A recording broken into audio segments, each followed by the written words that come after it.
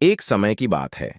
हिमालय की खाड़ी के किनारे एक छोटे से शांत गांव में राहुल नाम का एक युवा लड़का रहता था। राहुल अपने क्रोधी स्वभाव और चंचल मन के कारण गांव भर में प्रसिद्ध था। उसका मन हर समय विचारों से भरा रहता था। सोचो कि उसके विचारों के तूफान ने उसके मन को एकदम बेचैन कर दिया था। उसके जीवन से शांति मानो गायब हो गई थी और वह हमेशा अपने ही ख्यालों में खोया रहता था और तनावपूर्ण जीवन जी रहा था। उनके अशांत मन और क्रोध के कारण उनके अपने परिवार के सदस्यों और गांव वालों से भी संबंध अच्छे नहीं थे, जिससे वह और भी अधिक अकेला और अपमानित महसूस करने लगा। वह और भी अधिक मानसिक तनाव की स्थिति में चला जाता है। एक समय की बात है, राहुल अपने गांव की गलियों में घूम रहा था। तभी उनकी मुलाकात एक बौद्ध भिक्षु से हुई जो एक पेड़ की छाया के नीचे ध्यान में बैठे थे। बौद्ध भिक्षु के चेहरे से निर्मल शांति की आभा झलक रही थी। इस असीम शांति में राहुल बौद्ध भिक्षु की ओर आकर्षित हुआ। जब राहुल बौद्ध भिक्षु के करीब आया तो उसे अपने आसपास एक सकारात्मक ऊर्जा का एहसास हुआ। भरत को एहसास हुआ कि इस असीम शांति और सकारात्मक ऊर्जा का स्रोत कहीं न कहीं इस बौद्ध भिक्षु के भीतर ही है। इसलिए वह वहीं बैठकर उसकी आंखें खुलने का इंतजार करने लगा।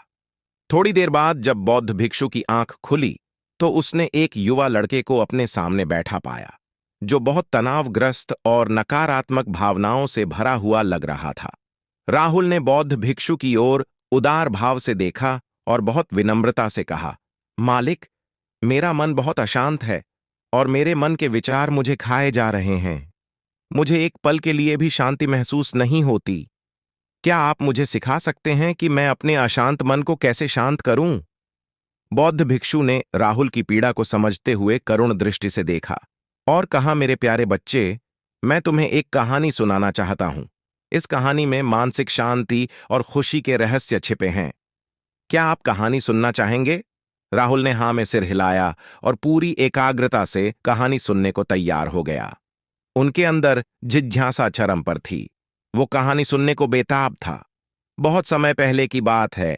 एक नगर में शक्ति नाम का एक आदमी रहता था। शक्ति बेहद महत्वाकांक्षी व्यक्ति थे और उन्हें हर काम में लोगों से मदद की जरूरत पड़ती थी। यदि उसे किसी से असफलता और बुराई सुनने को मिलती थी तो वह गहरी चिंता और तनाव में चला जाता था।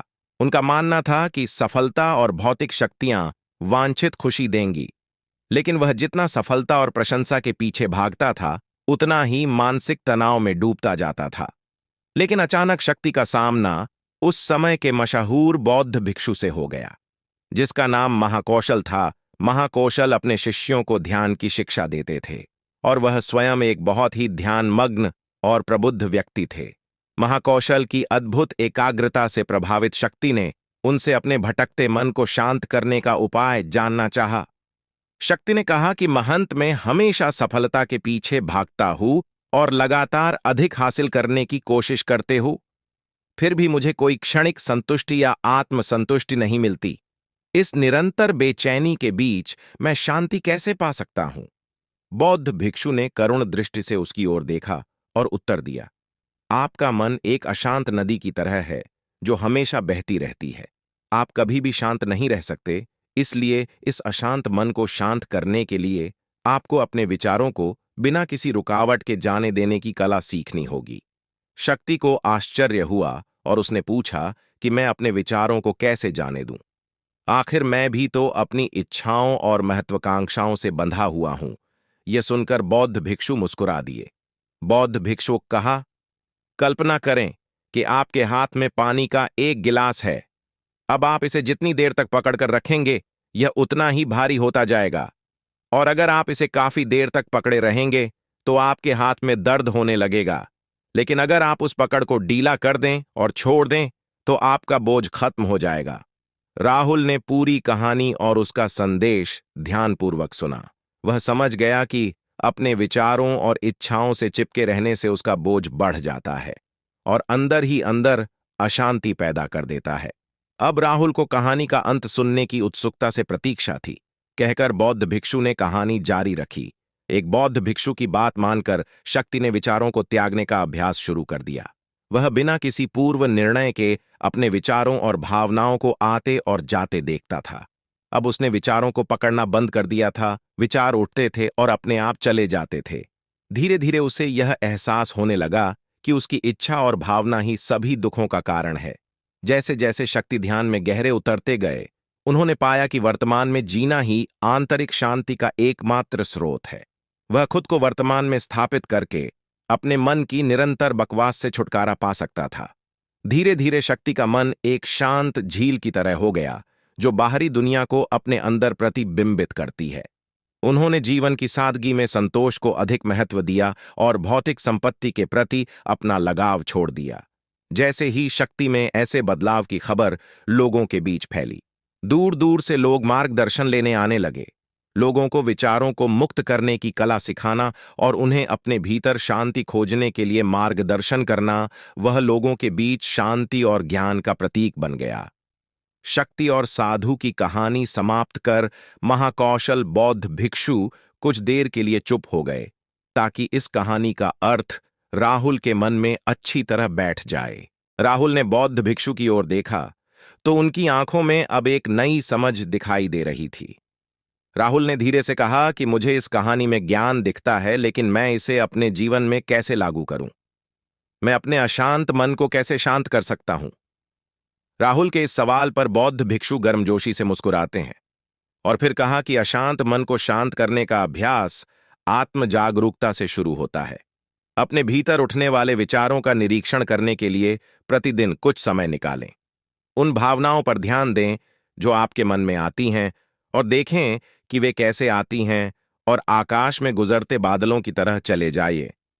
राहुल ने आंखें बंद कर लीं और बौद्ध भिक्षु के कहे अनुसार अपने विचारों का अवलोकन करने लगे।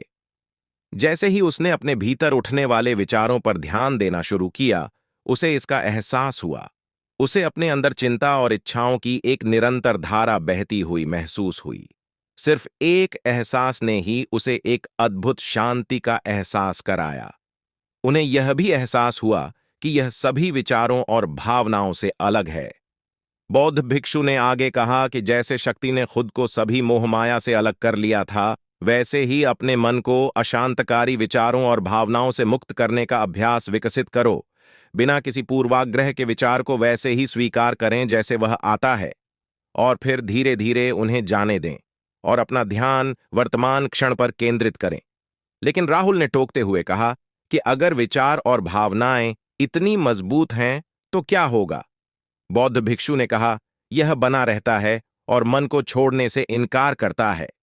बौद्ध भिक्षु ने राहुल की बात से सहमति जताते हुए सिर हिलाया और कहा, ऐसे कई मौके आएंगे जब आपके मन में सवालों का बवंडर चल रहा होगा। जब आपका दिमाग आपकी बात ही नहीं सुनेगा, तो ऐसे में आपको अपनी सांसों की ताकत पर विश्वास करना होगा। एक बार फिर भिक्षु ने राहुल से कहा, अपनी आंखें बंद करो और अपनी सांसों पर ध्यान केंद्रित करने के लिए अपने पेट को ऊपर उठता हुआ और मथता हुआ महसूस करें। बौद्ध भिक्षु ने बताया कि जब भी आपका मन अशांत हो तो तुरंत अपनी सांसों पर लौट आएं। सांस की वाद्य गति आपको तुरंत वर्तमान के चरणों में वापस खींच लेगी और आपको शांति का अनुभव कराएंगी। एक बौद्ध भिक्षु के निर्देशानुसार आने और जाने वाली सांसों पर ध्यान केंद्रित करने का प्रयास किरे। इस छोटे से व्यायाम से उन्हें मानसिक शांति का अनुभव हुआ। उसे याद आया कि उसकी सांसें हमेशा उसके साथ थीं, जो उसे वर्तमान क्षण की याद दिलाती थी, आराम और शांति लाती है। राहुल के इस विकास को देखकर बौद्ध भिक्षु मंद मंद मुस्कुराए और बोले, मेरे प्रिय, बेचैन मन को शांत करना एक ऐसा अभ्यास है जिसमें बहुत प्रयास और दृढ़ इच्छा शक्ति की आवश्यकता होती है, क्योंकि लगातार व्यायाम से मांसपेशियां मजबूत होती हैं। उसी तरह नियमित अभ्यास से मन भी शांत होता है। स्वीकृति में सिर हिलाते हुए इस बौद्ध भिक्षु को धन्यवाद देते हुए उन्होंने वादा किया कि आज से वह अपने अशांत मन को शांत कर सकेंगे और अपनी गैर शक्तियों को मुक्त कर सकेंगे। बौद्ध भिक्षु ने राहुल के कंधे पर हाथ रखकर कहा, मुझे आपकी क्षमता पर बहुत भरोसा है और आपको जल्द ही आंतरिक शांति मिलेगी।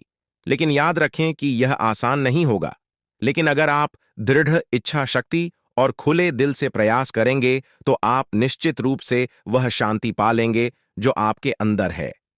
उस दिन से राहुल अपने अशांत मन को शांत करने का प्रयास करने लगा और हर दिन ध्यान करने के लिए एक अलग समय निर्धारित किया।